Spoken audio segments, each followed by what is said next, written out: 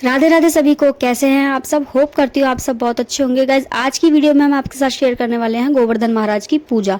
तो ये पूजा बहुत ही सरल विधि से होने वाली है। सबसे पहले तो आप ये जान लीजिए हमें पूजा सामग्री में क्या क्या चाहिए। सिर्फ हमें एक थाली में एक जल का लोटा चाहिए, कुछ फूल चाहिए, अगर है तो ठीक है, नहीं है तो कोई बात नहीं। उसी के साथ साथ हमें हल्दी का तिलक जरूर चाहिए। उसके साथ साथ आप रोली चंदन का भी ले सकते हैं, लेकिन हल्दी बहुत मेन होती है इसमें। और चावल चाहिए और एक दिया चाहिए। दिया हमें बड़ा चाहिए, जिसमें हमें जैसे किसी किसी के यहाँ तो घी का दीपक जलाया जाता है, किसी किसी के यहाँ तेल का दीपक। तो हमारे यहाँ तेल का दीपक जलाया जाता है। बस इतना ही चाहिए हमें पूजा में। और हमें एक अट्ठावरी के लिए एक थाली चाहिए, मतलब इसी का भोग लगाया जाता है। आपको 8 पूड़ी निकालनी होती है और खीर और सब्जी आप चाहे बनाएं या ना बनाएं, वो आपकी इच्छा है। लेकिन आपको अट्ठावरी में 8 पूड़ी और खीर से भोग जरूर लगाना होता है। वैसे तो हमारे कान्हा जी के, हमारे बांके बिहारी के, गोवर्धन महाराज के 56 भोग होते हैं। तो आप चाहे कुछ भी बना सकते हैं खाने में, लेकिन आपको अट्ठावरी जरूर निकालनी है। वो भी बहुत से घरों में देसी घी की अट्ठावरी निकलती है, लेकिन अब देसी घी किसी के यहाँ होता है, किसी के यहाँ नहीं होता। तो लेकिन आपको अट्ठावरी जरूर निकालनी है। मेरा कहने का मतलब सिर्फ इतना है। तो आप 8 पूड़ी और खीर जरूर बनाएं। उसके अलावा आप जो बनाना चाहते हैं भोग प्रसाद में, आप वो बनाएं और भोग लगाएं। देखिए, यहाँ पर हमने अपने बाल गोपाल को भी बिठा दिया है, लड्डू गोपाल को। अगर आपके यहाँ भी लड्डू गोपाल हैं तो आप पूजा में उन्हें जरूर बिठाएं। और देखिए, यहाँ पर हमने दीपक, पहले सबसे पहले आपको गंगा जल के छींटे देने के बाद आपको दीपक पर प्रज्वलित करना है।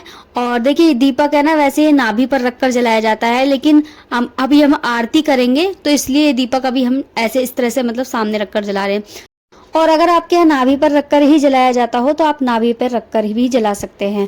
तो देखिए, हमारे यहाँ जो है ये पूजा गोवर्धन बाबा की आदमी करते हैं, मतलब घर के जितने भी लड़के होते हैं और मतलब जेंट्स लोग होते हैं, वो सब मिलकर पूजा करते हैं।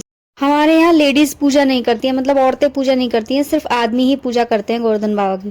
तो देखिए, यहाँ पर सबसे पहले हल्दी का तिलक कर दिया है गोवर्धन बाबा को। और अगर आपके पास रोली का तो आप रोली का भी कर सकते हैं, लेकिन हल्दी का बहुत महत्व होता है आज के दिन, तो हल्दी का ही तिलक करें आप। और लड्डू गोपाल को भी करें साथ के साथ। और आपने जो भी कुछ बनाया हुआ गोवर्धन बाबा के साथ, जैसे गाय, ग्वाल, बाल और दूध चलाने वाली, मतलब बहुत सारी आकृतियां बनाई जाती है ना, तो आपने जो भी कुछ बनाया हुआ हो उन सबको तिलक करें, चावल चढ़ाएं और साथ के साथ कलावा चढ़ाएं।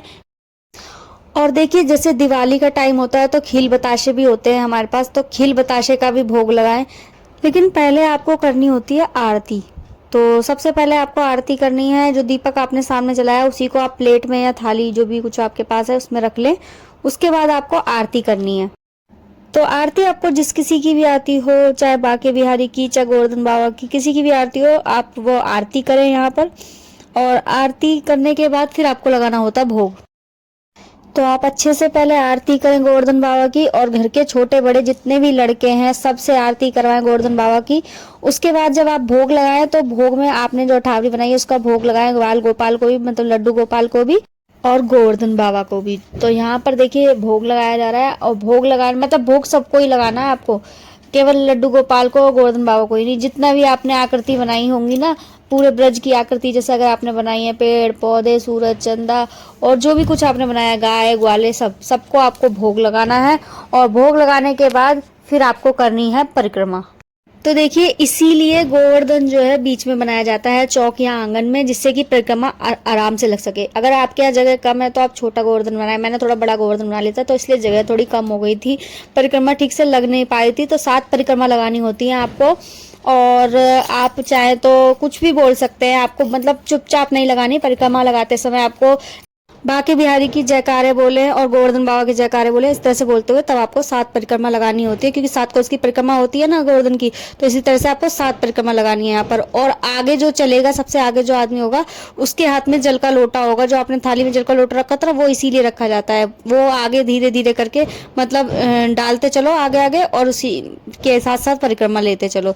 तो इस तरह से ये परिक्रमा करी जाती है। और उम्मीद करती हूँ आपको ये वीडियो अच्छी लगी होगी, समझ आई होगी। अगर अच्छी लगी हो तो प्लीज़ वीडियो को लाइक शेयर कमेंट करना बिल्कुल ना भूले। चैनल को भी जल्दी जल्दी जाकर सब्सक्राइब करें। मिलती हूँ नेक्स्ट वीडियो में, तब तक के लिए राधे राधे।